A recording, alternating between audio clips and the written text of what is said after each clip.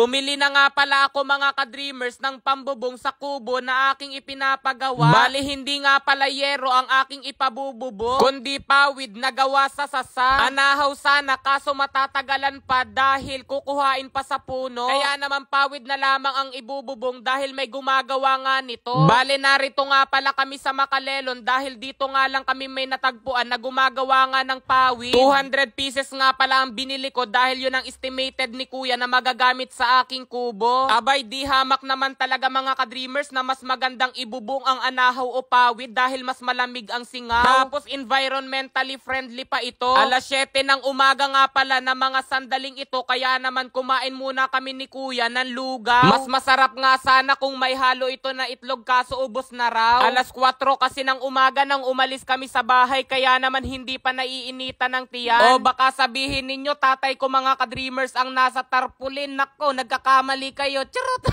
Pagkatapos namin kumain ay nagsimula na kaming bumiyahe. Sa pag-abot ng ating mga pangarap, minsan may nauuna talaga sa atin tulad nga ng sasakyan. Pero dapat tayo ay mag-focus sa sarili nating paglalakbay. Kung minsan nga tayo ay papunta pa lang, yung iba pabalik na. Subalit tandaan may kanya-kanya tayong timeline. Isa lang natin talagang kailangan ay kumapit ng mahigpit sa ating pangarap. Para naman hindi agad tayo bibitiw kapag ang daan patungo rito ay lubak-lubak. Sabing ay papasaan pa ba't maaabot din natin ang tagumpay. Pero hindi man tagumpay ang naabot ko naman itong lupa na binili ko. Hoy!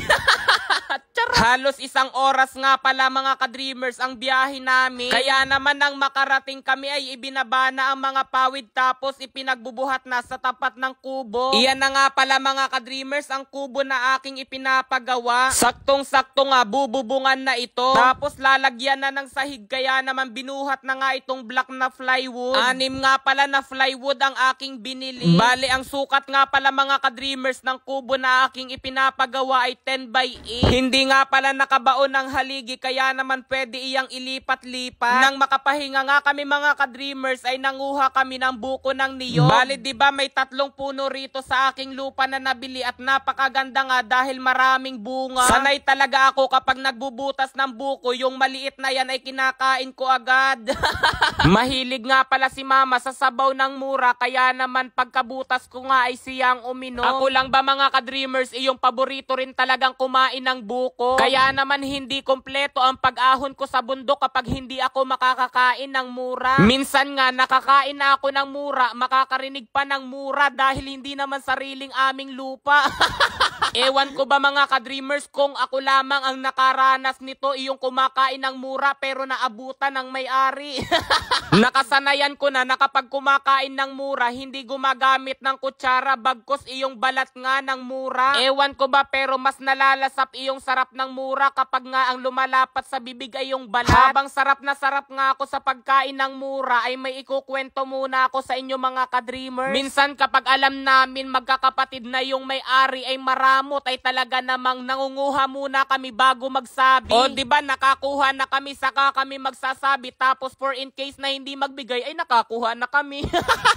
Iyon ang magandang teknik ng panghihingi. Ay syempre alangan naman ako lang mga ka-dreamers ang kumain ng mura. Syempre si mama rin. Bale ang gamit nga pala ni mama ay kutsara. Ayaw niya yung balat ng mura dahil minsan daw may nakakasama kapag sumusubo. Sa sobrang dami nga ng nakain ni mama ayan hirapan makatayo.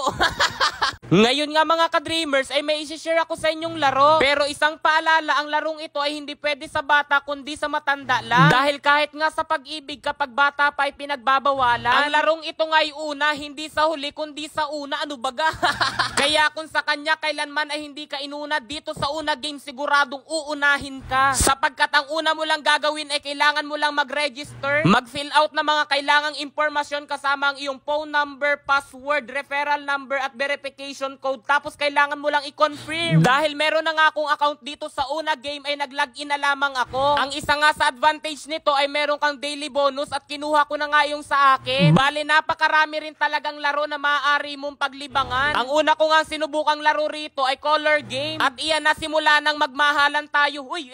Syempre kailangan nating isugal parang sa pag-ibig. Kaya naman pinindot ko na yung 5 piso at itinaya ko ito sa asul. At ayan na nga, 2 panalo ako. Woo! O diba pag pagpindot mo lang napakasaya na pwede ka pang manalo. Kasunod ko namang sinubukan na itong Dragon at Tiger. Bale, tumaya nga lang pala uli ako ng 5 piso at itinaya ko ito ay sa Dragon. At iyan na nga nanalo uli ako kasi mas mataas ang barahan ng Dragon kaysa sa Tiger. O diba pinili ko lang yung Dragon, nanalo na ako. Siya pinili ko, hindi naman ako nanalo. Bale, pwede rin nga pala rito mag-cash in para naman tuloy-tuloy ang saya. Kaya ano pang hinihintay ninyo, dito na kayo sa una game para kahit minsan mauna kayo.